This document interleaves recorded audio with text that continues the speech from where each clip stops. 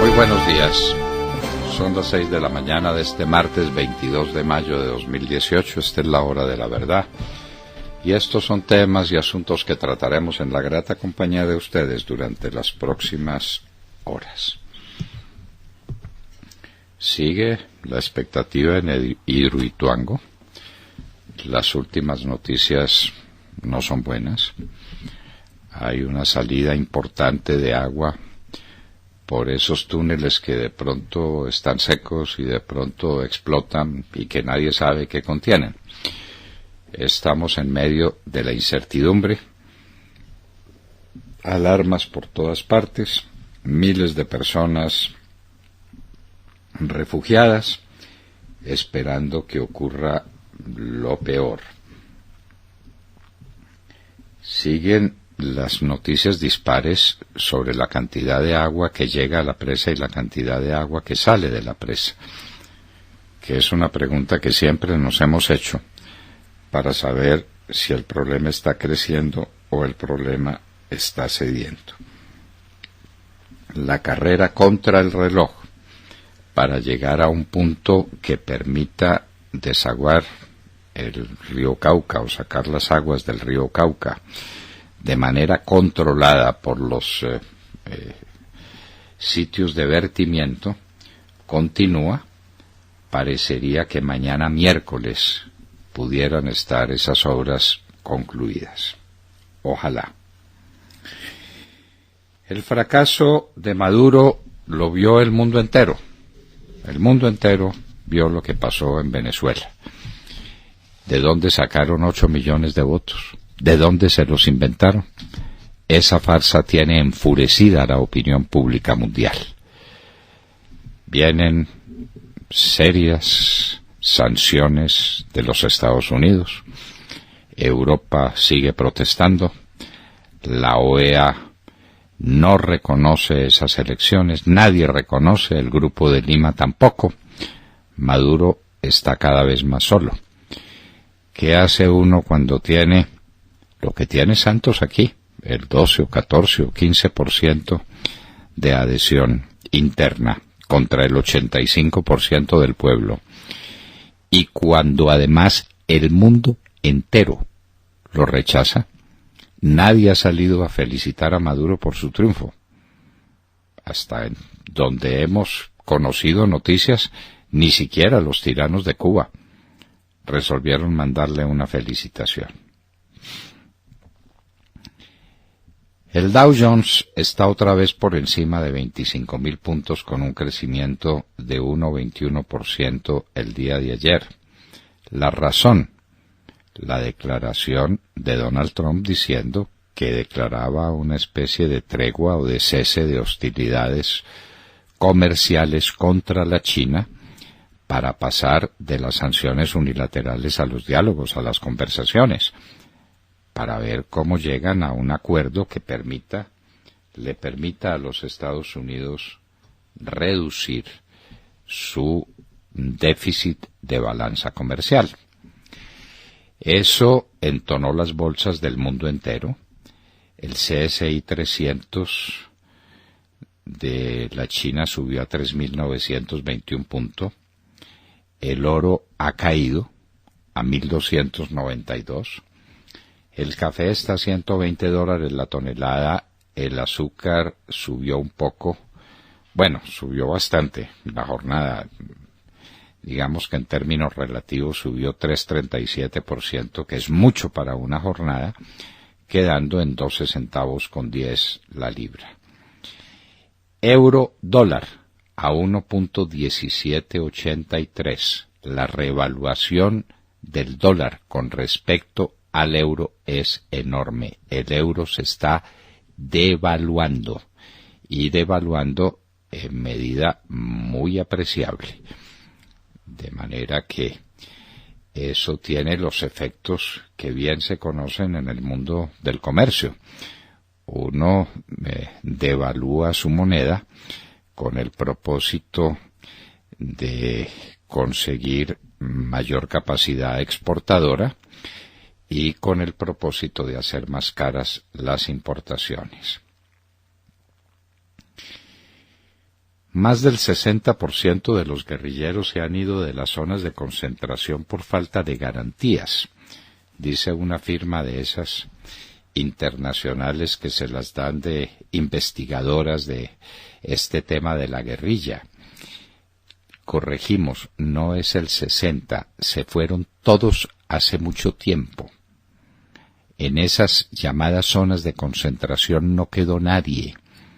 Y la pregunta es, ¿dónde están estos tipos que se pavoneaban hasta hace muy pocos días por las calles de Bogotá en carros blindados y asistiendo a las universidades y metiéndose al Congreso? ¿Qué se hicieron? Santrich, protegido por sus amigos de la Justicia Especial para la Paz. Anda, pues uno no sabe dónde, debe estar pegado de la sotana de algún obispo, que es el sitio donde se siente cómodo. Márquez se fue porque se sabe que su sobrinito Marlon Marín está declarando en los Estados Unidos y que los Estados Unidos tienen la mira puesta en él. ¿Y dónde están los demás? ¿Qué se hicieron? ¿Qué se hicieron? ¿Dónde andan? Esa es la paz de Santos. Eso fue lo que consiguió después de entregarles el país a estos bandidos y de celebrar ese maldito acuerdo de 312 páginas que hay que volver trizas. Opinión personal. La Procuraduría pide medida de aseguramiento contra Prieto. Lo mismo la Fiscalía. Ayer no tomó decisiones el juez, parece que las tomará hoy. La pregunta es si Prieto, en una cárcel, suelta la lengua y se pone a contar cosas de esas que, como en la canción famosa, infunden tanto miedo. El fiscal general dio declaraciones a RCN. Esta es una nueva cara de la relación del fiscal con los medios de comunicación. A nosotros nunca nos quiso dar una declaración. Bienvenido sea que empiece a hablar. Y habló sobre el tema de Hidroituango, de las contrataciones iniciales en las que asegura hubo dinero y que tiene el testigo de excepción para comprobarlo. Habló también del dinero del posconflicto, donde estaba Marlon Marín robándose toda la plata o gran parte de la plata de los contratos que se celebraban. Todo eso pues en el departamento del Ministerio del Posconflicto, es decir, de Rafael Pardo, por cuya salud seguimos haciendo votos. También habló el fiscal general de Jesús Santrich, y que la decisión de la JEP en eso, el acuerdo con nosotros es pleno, supone un rompimiento del orden constitucional del país.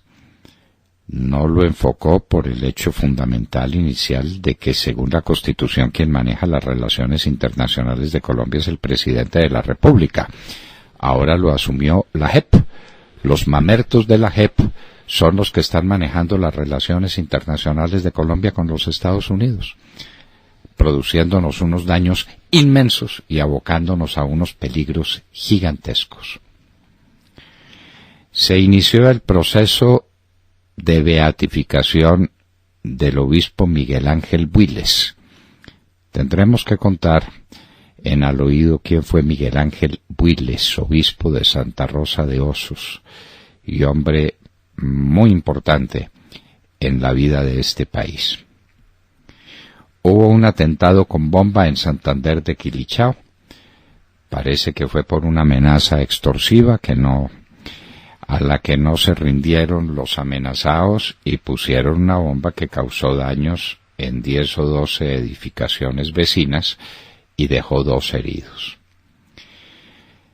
Mike Pompeo, el nuevo hombre fuerte de los Estados Unidos, dice que las sanciones más fuertes que imponga los Estados Unidos en la historia se las impondrá a Irán. Y explica cuáles son los temas fundamentales que Estados Unidos exige ver resueltas en un acuerdo con Irán. De Colombia decimos que ya empezaron las elecciones en el exterior. Desde ayer lunes, desde este lunes, empezaron las elecciones. Invitamos a todos los colombianos en el exterior para que voten. Todos saben por quién sugerimos nosotros que se vote. Pero esto es de una gran importancia. Nos preguntamos, ¿qué facultad cree tener el Consejo Nacional Electoral para imponerle mordaza a la prensa? ¿Por qué el doctor Héctor Elí Rojas me prohíbe a mí, periodista libre e independiente, que diga lo que me dé la gana sobre hechos que se produjeron, como fueron las encuestas que se celebraron hasta el domingo pasado? ¿Tiene esas facultades o está abusando de ellas? El doctor Héctor Elí Rojas es un hombre muy combativo políticamente, pero también es un jurista, y sabe que no nos puede amenazar y que no nos puede imponer mordaza, y no nos vamos a dejar imponer mordaza del doctor Héctor Elí Rojas del Consejo Nacional Electoral. Ni más faltaba. Las encuestas son un hecho histórico, son una realidad. No las estamos dando a conocer en esta semana, lo que supone una limitación absurda también del Consejo Nacional Electoral y un abuso del doctor Héctor Elí Rojas. ¿Por qué no se pueden hacer encuestas en la semana inmediatamente anterior? ¿Por qué? ¿Porque le da la gana? No, esto se supone que es una democracia. En los países civilizados se permite inclusive la encuesta a boca de urna. Este sistema inquisitivo del Consejo Nacional Electoral no coincide con el doctor Héctor Elí Rojas que yo conocí alguna vez en el Congreso de la República. Especie de tirano que ha resultado, no lo conocíamos, y ahora quiere ponerle mordaza a la prensa, de manera que nos prohíbe que hablemos de las encuestas. Ni más faltaba. No las estamos divulgando, no hay encuestas nuevas para divulgar. Nos estamos refiriendo a las encuestas que se hicieron y que son una realidad histórica, buena, mala, regular. Cada uno pensará de ella lo que le parezca. Pero el doctor Héctor Elí Rojas no nos va a poner mordaza. La prensa no se deja amordazar. En Yemen, nuevo ataque de los hutíes con un misil que deja 5 muertos y 20 heridos. Macabra historia de la masacre de Texas. Cristina Londoño nos hablará sobre el particular. Dicen que el asesino cantaba una canción en inglés que se traduce al español diciendo: otro muerde el polvo, cada que mataba a alguien. ¡Qué horror!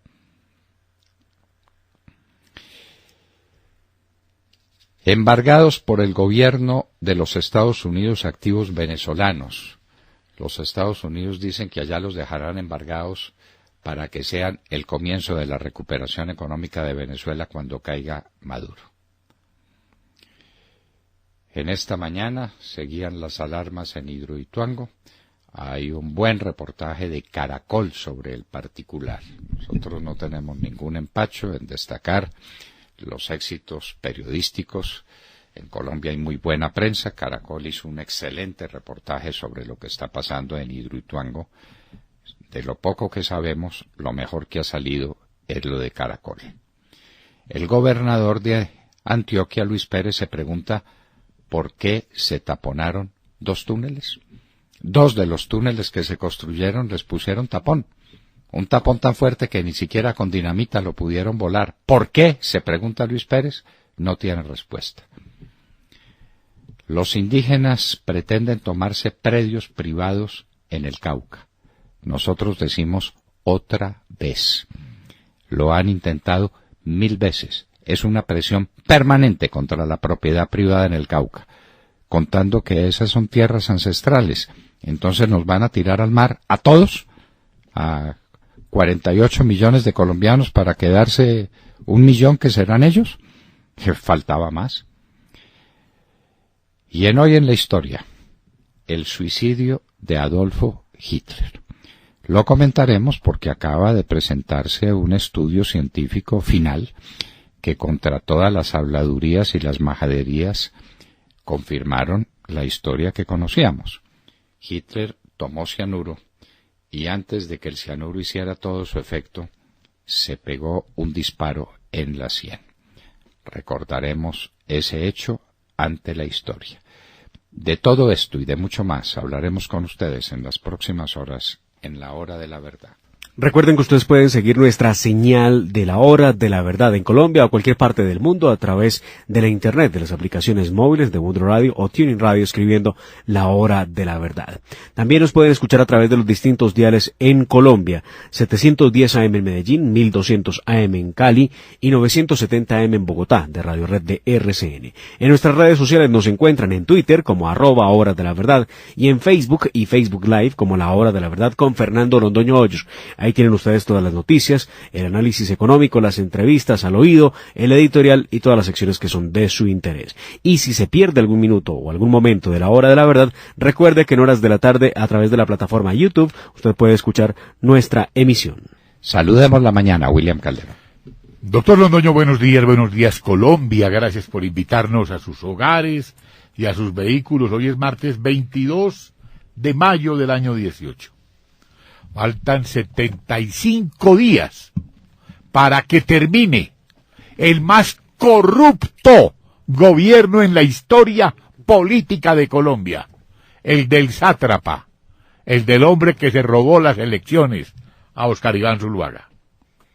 La ruta de la amargura por la ribera del río Cauca se inicia en Puerto Valdivia, como lo dice la cadena Caracol, donde ya evacuaron más de 2.000 personas, ha convertido ese corregimiento en un pueblo fantasma.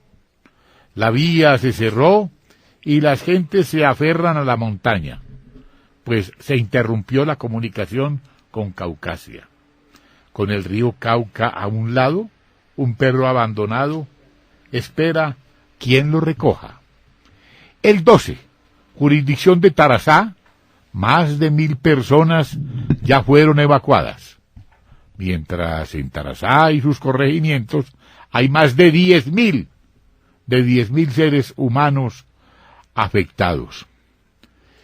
Dice también la cadena Caracol que para ir de Tarazá a Caucasia nos encontramos con una realidad que sigue afectando a Colombia en su seguridad y en la disputa de territorios por los carteles de la droga, como lo sostiene permanentemente aquí el doctor Londoño.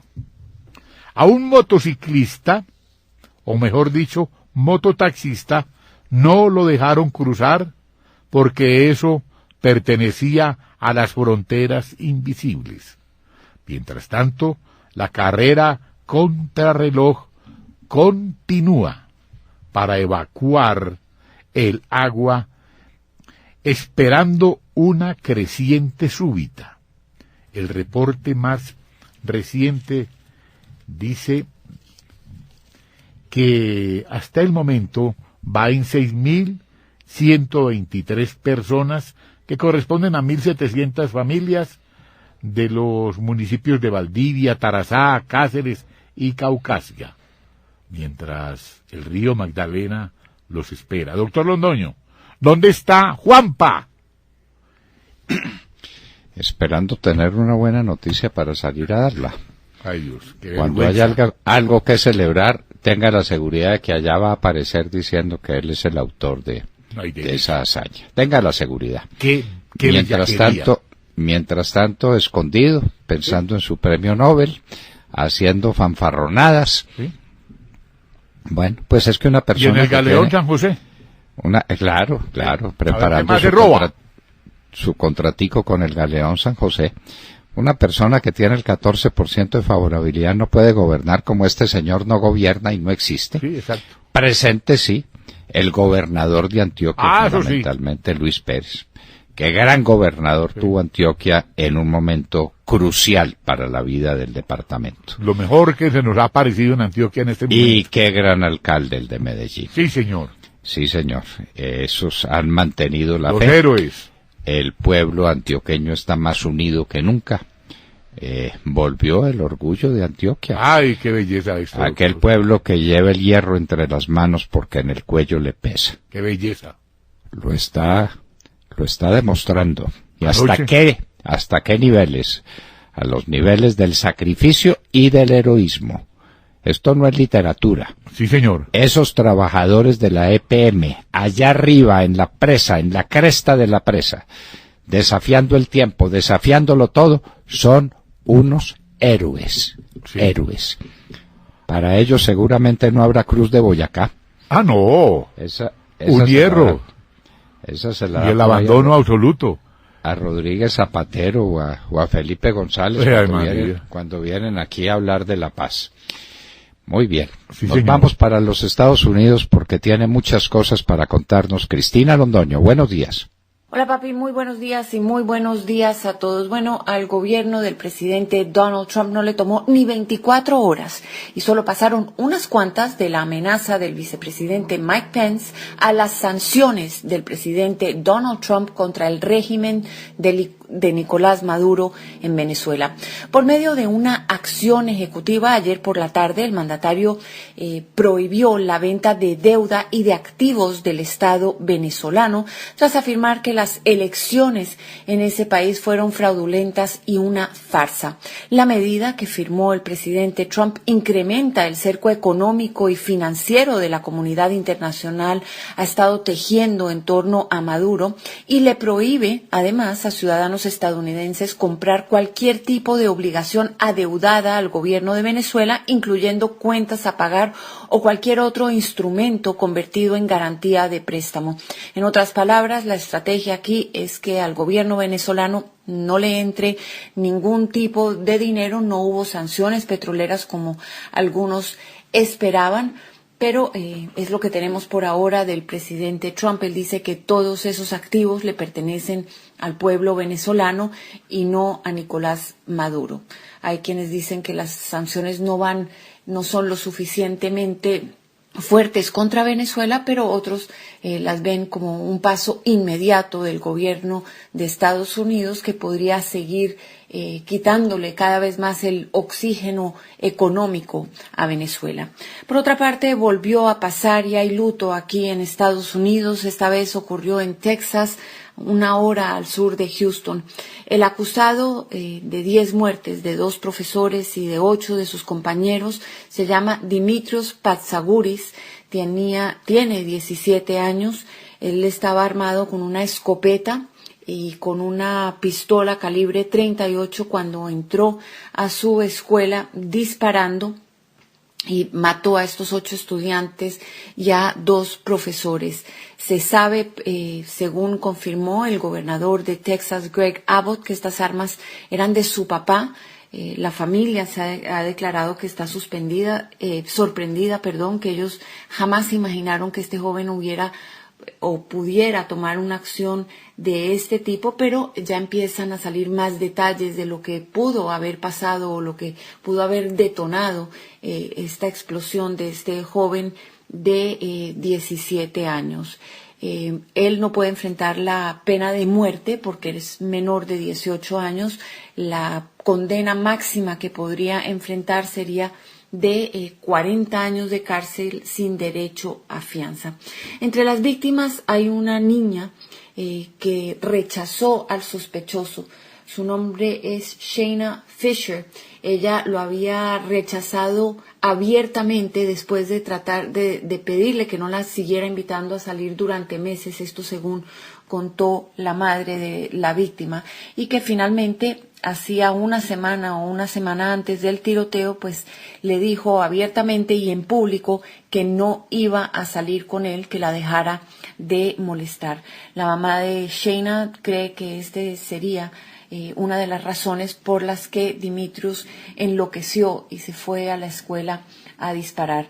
Nuevamente el incidente vuelve a poner sobre la mesa el debate sobre el control de armas, pero ocurrió en Texas, uno de los estados que más se opone al control de armas de fuego. En el hospital herido y en estado de emergencia está uno de los oficiales, en un estado grave y todavía en urgencias está uno de los oficiales de la escuela que se enfrentó a balazos con el joven, que estuvieron negociando con él y después se enfrentó a balazos. El sheriff de la localidad está completamente convencido de que ninguna de las balas que causaron la muerte a los estudiantes o a los profesores fueron disparadas por los agentes que acabaron enfrascándose en un tiroteo con el joven. Él, según se supo en su diario, tenía pensado suicidarse, pero en últimas no fue capaz, se entregó y confesó los crímenes. Es lo que tengo por el momento. Ahora regreso contigo al estudio, papi, que tengas muy buenos días y muy buenos días a todos. Qué horror, por Dios. ¿Qué pasa con la sociedad americana? ¿Qué pasa con esos jóvenes? ¿Qué pasa con su educación, con su formación? ¿Cuál es la esfera de valores en la que están girando estas almas descarriadas, enloquecidas? Por Dios, ¿qué está pasando? De Mar Corto. Doctor Fernando, compañeros de la mesa, oyentes de la hora de la verdad, muy buenos días. Cada día que pasa sabemos más sobre lo que está cantando en tono menor el señor Marlon Marín, sobrino de alias Iván Márquez, jefe de los terroristas de las FARC, quien se entregó a los Estados Unidos para colaborar con todo lo que sabe sobre su organización, las FARC, y el negocio del narcotráfico, donde está vinculado el narcoguerrillero alias Jesús Santrich y alias Iván Márquez, y los miembros del gobierno de Nicolás Maduro, reconocidos como el Cartel de los Soles. Marlon Marín habría prometido a las autoridades norteamericanas todos los secretos sobre las conexiones ilegales de alias Iván Márquez, quien desde hace más de un mes se fue para las selvas del Caquetá porque, según él, no había garantías. Los frentes de investigación en los Estados Unidos son varios.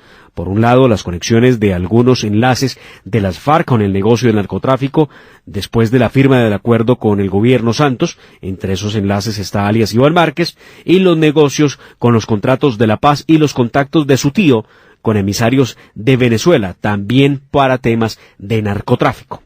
El pacto de Marín con la justicia estadounidense contempla cierta inmunidad a cambio de delatar a la red de colaboradores que habría tejido cuando era el hombre de confianza de alias Iván Márquez.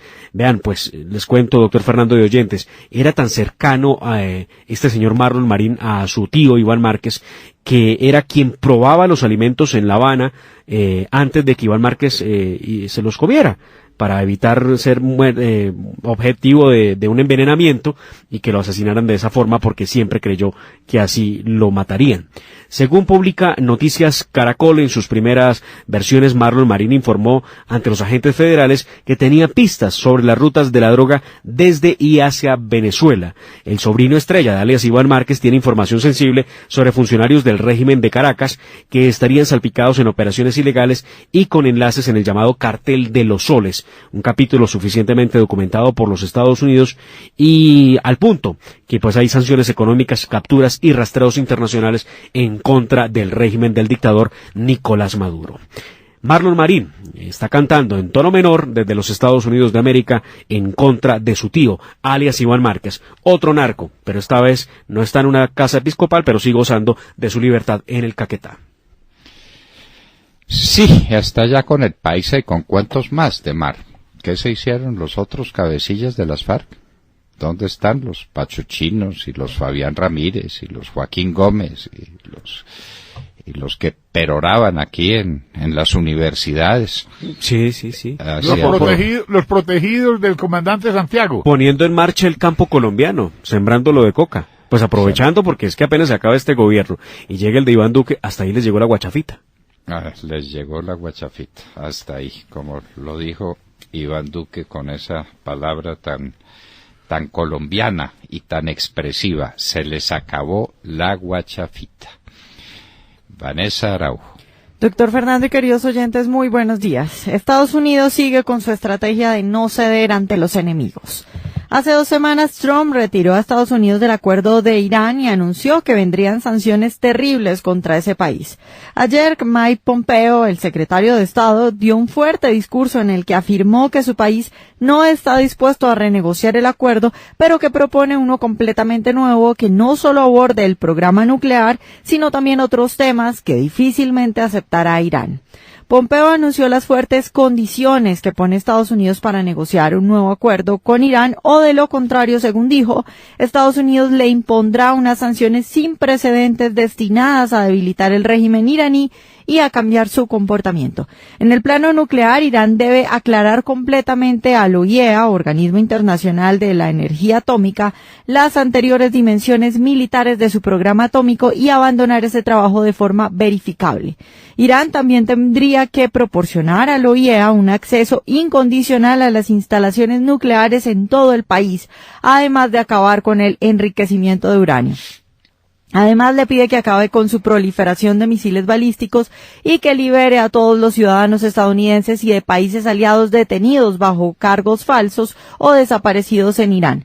Finalmente, hay una lista relacionada con las actividades de Irán en Oriente Medio. Se le exige el fin de su apoyo al grupo libanés Hezbollah, a los palestinos de Hamas, a las milicias chiíes en Irak y a los hutíes en Yemen, además de los talibanes en Afganistán y a Al-Qaeda. También le pide que retire de Siria sus fuerzas y que acabe sus amenazas de destruir Israel y su disparo de misiles hacia Arabia Saudita. Si Irán estuviera dispuesto a realizar estos grandes cambios, Estados Unidos está preparado para acabar con los principales componentes de cada una de sus sanciones, dijo Pompeo. Para algunos analistas, estas peticiones son una señal de que el objetivo real de Estados Unidos no es llegar a un nuevo acuerdo, sino seguir con su estrategia de presionar con sanciones y no ceder ni un milímetro. Veremos qué sucede de ahora en adelante, cómo reacciona Irán en la práctica. Y es que dos asuntos fundamentales en el campo internacional están en veremos y Trump se juega el todo por el todo. Este tema de Irán y el asunto de Corea del Norte, que recordemos que la reunión entre Trump y Kim Jong-un está planeada para el 12 de junio en Singapur, pero que la semana pasada el dictador norcoreano amenazó con no ir. Lo que queda claro es que Trump se mantiene en su estrategia de no ceder y amenaza con el poder que tiene Estados Unidos. Veremos si le funciona. Vamos a ver qué pasa. Y esto de Irán me lleva a una pregunta que es clave. Irán se encuentra en una profunda crisis económica, de la que lo salva, y ese salva, entre comillas, su capacidad exportadora de petróleo. Lo único que tiene es el petróleo, y calculan que está exportando 1 millón de barriles por día. ¿Ese 1 millón de barriles por día se sigue exportando? ¿Y quién se lo compra? Es una pregunta que nos permitimos hacer. Los Estados Unidos ya dejó de ser el gran comprador de petróleo porque está produciendo petróleo, es el mayor productor de petróleo del mundo. Ya lo que tiene para importar son pequeñas cantidades. La pregunta es de dónde vienen y si a Irán, si fuera vendedor a los Estados Unidos, se le aplicaría una especie de embargo.